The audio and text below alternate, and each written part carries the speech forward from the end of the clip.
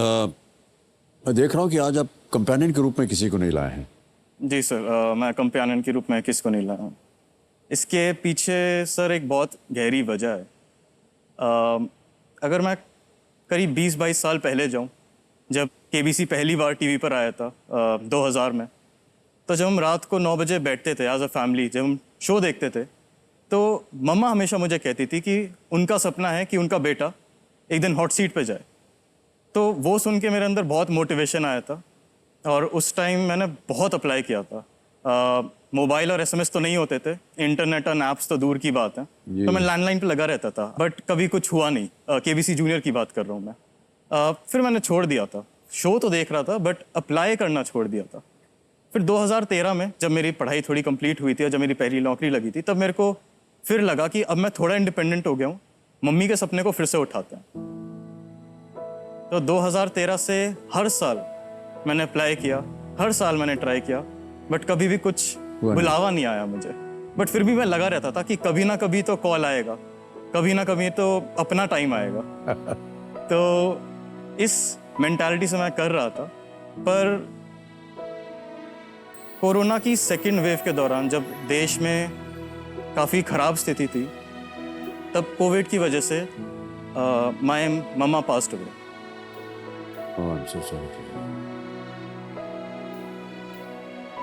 तब से लेके आज तक मेरी ज़िंदगी बहुत ज़्यादा मुश्किल हो चुकी है और 9 साल कंटिन्यूसली ट्राई करने के बाद अब जब मुझे मौका मिला है हॉट सीट पर आने का, तो जिसके लिए मैं ये करना चाहता था वो अब इस दुनिया में नहीं है। तो आपके लिए, यहाँ बैठी ऑडियंस के लिए, घर पे बैठे दर्शकों के लिए शायद वो सीट खाली होगी, बट मेरे लिए उस सीट पे जिसको होना चाहिए वो आज भी वहीं पर है।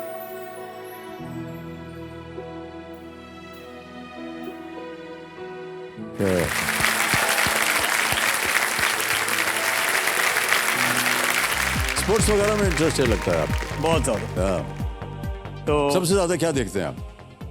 सर जब छोटा था तब तो सिर्फ क्रिकेट देखता था, क्योंकि सिर्फ वही समझ आता था। बट जैसे जैसे बड़ा होता गया तो काफ़ी सारे स्पोर्ट्स में इंटरेस्ट बनता गया। तो अभी तो cricket, football, formula 1, tennis, badminton, काफ़ी सारे स्पोर्ट्स को फॉलो करता हूँ। हमारा भी कुछ ऐसा ही मन हो गया है। अभी कोई बुरा न माने, सीरियल वगैरह हम देखते नहीं हैं, जाके सीधा स्पोर्ट्स चैनल लगा देते हैं।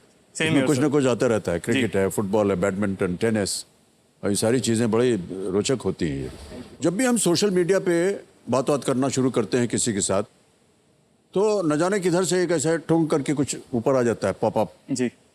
तो ऐसा क्यों होता है, पहली बात तो ये। और उनको कैसे पता चलता है कि जो हम बात कर रहे हैं या जिस विषय पे बात कर रहे हैं उसी से संबंधित तो पॉपअप निकलता है। मान लीजिए कि हम किसी से बात कर रहे हैं कि भैया आज खाने पे कहाँ जाने वाले हो, क्योंकि सर ऐसा लग रहा है पिज्जा विज्जा खाया जाए, तट करके एक पिज्जा का पॉपअप हो जाता है। उसको कैसे मालूम कि हम बात कर रहे हैं पिज्जा के बारे में? सर ये आपने बहुत ही इंटरेस्टिंग क्वेश्चन पूछा है। अच्छा जी, सुन रहे हैं भाई साहब? ऑलराइट। सर होता क्या है कि जब भी हम अपने फ़ोन पे, मोबाइल पे कोई भी नई ऐप इंस्टॉल करते हैं, तो पहली बार जब वो ऐप चलती है तो हमसे बहुत सारी परमिशंस मांगता है। हम क्या करते हैं, हम जल्दी में सबको यस यस यस करके आगे बढ़ जाते हैं। हाँ, इतना लंबा चौड़ा होता है, कौन पढ़े उसको? Exactly sir. तो उन परमिशंस में होती है, can I access your location history, can I access the photos in your gallery, can I access your contact details. एक परमिशन होती है, वो कहता है कैन आई मेक कॉल्स और /रीड एसएमएसेस। तो जब हम कॉल करने की परमिशन दे देते हैं आपको, हम क्या कर रहे हैं, हम इनडायरेक्टली ऐप को ये परमिशन दे रहे हैं कि वो माइक्रोफोन को एक्सेस कर सके जब जब हम उस ऐप को इस्तेमाल करते हैं। तो क्या होता है, जब भी हम उस ऐप को यूज़ कर रहे हैं वो हमारा सारा ऑडियो रिकॉर्ड करता है, उसको एक क्लाउड सर्वर पे अपलोड करता है। बैक एंड टीम उस डेटा को, एनोनिमाइज डेटा को एनालाइज करती है और इसके बेसिस पे आपकी एक बहुत ही क्यूरेटेड प्रोफाइल बन जाती है।